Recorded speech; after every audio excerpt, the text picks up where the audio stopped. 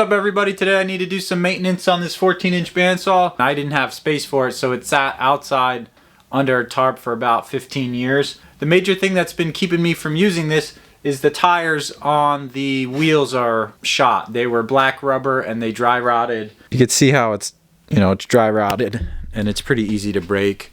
BandsawTireWarehouse.com sells these Blue Max urethane tires. They're made here and they're a special blue urethane.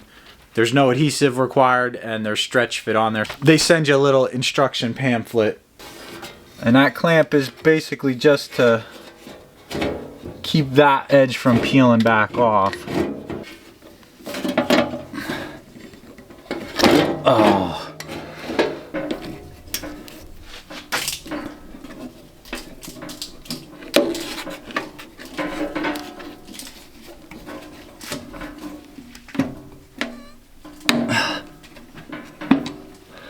Okay, all right, that's not so bad. I did it mostly with my hands and one C-clamp. You need a lot of finger strength to do it like that. No damage on the tire there, which is good. This is definitely one of those jobs where you could do it with one person if you're physically able. If you have problems with your hands, I would say that would be nearly impossible.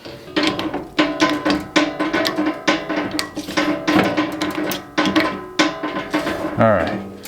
Yeah, so that's on there. Not too bad. Let's see what the bottom's like.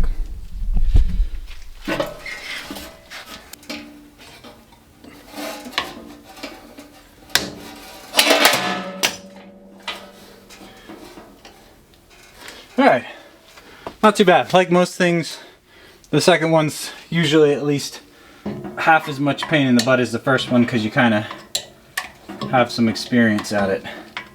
Alright, so that's the first big job done. The next thing I got to do is spin this thing around and see if we can adjust the pulleys on it to slow the blade speed down.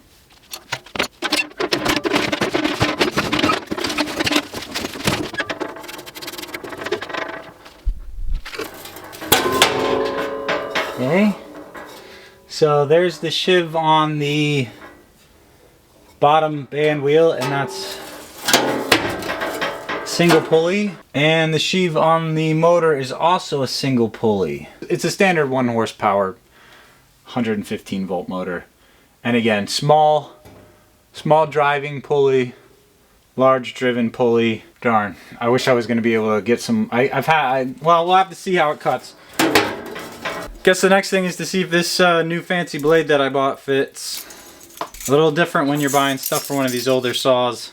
You kind of have to figure the stuff out that works, and then just remember that next time you order stuff. So if you never put one of these on before, basically the only important thing is that the teeth are facing towards the operator side of the machine and that they're pointing down.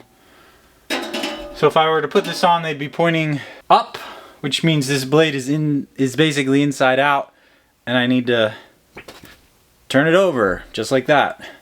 Now I can feed the blade all down through the guides. Seems like it might be a little too short. Luckily, it looks like this was maxed out on its vertical travel. There's a screw on the back side that raises and lowers this wheel. So I just screwing this down, and I should have enough to fit this blade. When you're tightening a bandsaw blade, you want it to be tight but not too tight. They do make a tool that measures how much stretch is in the bandsaw blade, and that's how to do it properly. I don't have that tool. That's a very specialized piece of equipment. If you had a saw that had like a $200 or $300 blade, you'd probably want something a little more precise than just tighten it. This is a $60 blade, so it's not quite a big deal. The one thing you definitely want to get correct are these guides.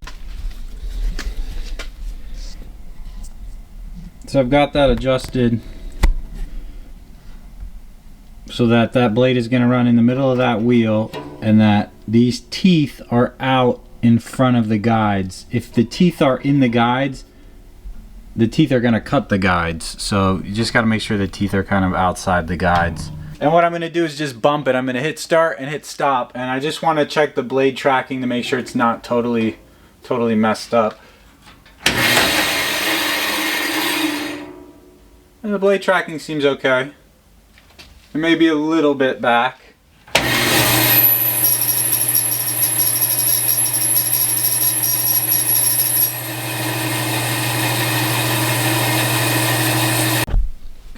This is the work platform for the saw. It is in terrible shape.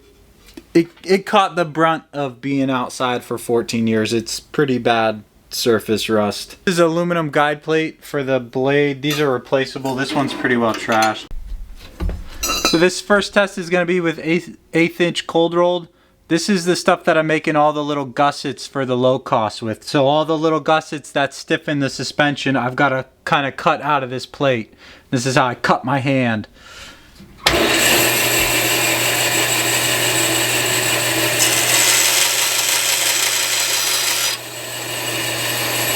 at that. Like nothing. Notice how long it takes to cut through that.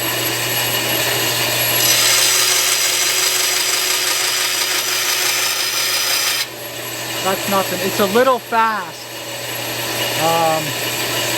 It's a little fast. I saw a spark come off the blade, but that's what I got. $35, I think, for the tires.